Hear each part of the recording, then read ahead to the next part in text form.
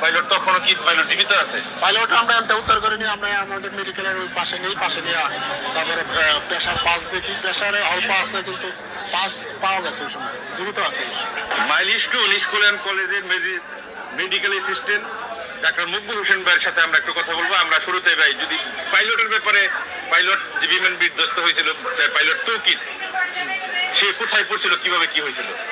আসলে বিমান বিধ্বস্ত হয়েছে ওই পাশে, আমাদের পাইলটটা আমাদের এই রুমে, আমরা ছিলাম এমআই রুমে, যেখানে এই রুমে তো বিকট শব্দ, এই জায়গায় দুজন টিচার ছিল, এই জায়গায় বিধ্বস্ত হচ্ছে মতন আমরা আসলে ওই জায়গায় গেছি আগে, কারণ শব্দটা বেশি ওই জায়গায় হয়েছে। ওই জায়গায় যাওয়ার পর আমরা বাচ্চাদের আগুন ধরছে, পূজা গেছে, এগুলো উদ্ধার করছি।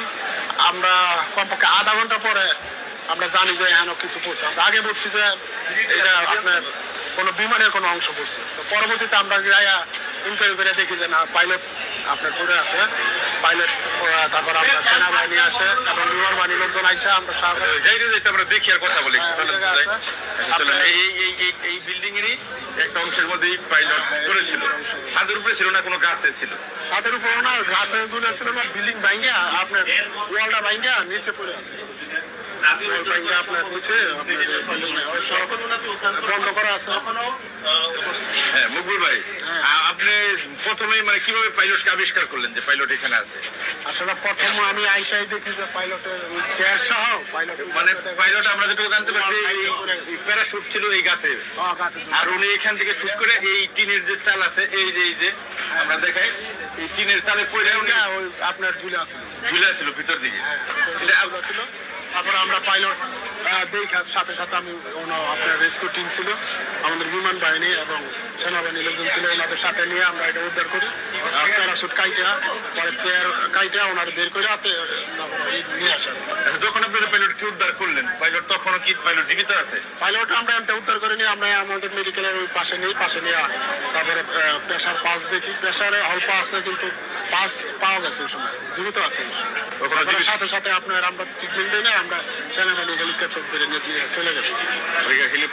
জীবিত ছিল এই পাইলটের এমনি দেহ মানে শরীরের অবস্থা? শরীরের মধ্যে আপনার কোনো আঘাত হয় নাই, মুখ দিয়ে একটু ব্লাডিং হয়েছে আর কি, আমি দেখলাম যে ব্লাড হয়েছে, মুখ দিয়ে ব্লাড হয়েছে। মাথায় হেলমেট খাওয়ার কথা, হেলমেটটা ছিল। শরীর অক্ষতায় আছে? শরীর সব অক্ষত আছে। প্রাথমিক চিকিৎসা আপনি দিয়েছিলেন? প্রাথমিক চিকিৎসা আমরা পালসার প্রেশারটা দেখছি, কিছু দেওয়ার সম্ভব ছিল না, পালসার প্রেশারটা দেখছি যে না জীবিত আছে কিনা। আপনারা দেখছেন এইটা কিন্তু শারীরিক শিক্ষা ভবন, এই উপরের টিম। আমরা যেমনটা আমরা ধারণা করতেছি এইখানে প্যারাশুটটা ছিল এই গাছে, এইখানেই কিন্তু এই রুমটা যদি তলাবদ্ধ আছে, এই ছাদে টিনের উপরে পড়ে তারপরে উনি নিচে পড়ে গেছে একবারে। নিচে আপনার টেবিলের মধ্যে ছিল, টেবিলের মধ্যে ঝুলানো ছিল, টেবিল পর্যন্ত ছিল, টেবিল পর্যন্ত মানে একবারে নিচে পড়ে যায় না, একবারে মাটিতে পড়ে নাই, তখন টেবিল ছিল, টেবিলের মধ্যে বাঁধা ছিল, মানে ছাদে যে প্যারাশুট ছিল ওগুলো বাইরে সহ প্যারাশুট তার মতো উপর দিকে ছিল। আর ওই চেয়ারটা স্টিলের একটা চেয়ার ছিল, চেয়ারের মতো বসা চেয়ার, সিটটা ওনার সাথে লাগানো ছিল। তখন পর্যন্ত আপনারা পালস পাইছিলেন পাইলটের? হ্যাঁ, দেহটা মোটামুটি অক্ষত হয়েছিল। আমরা পাইলটের যে সোশ্যাল মিডিয়ায় একটা ছবি পাইছি,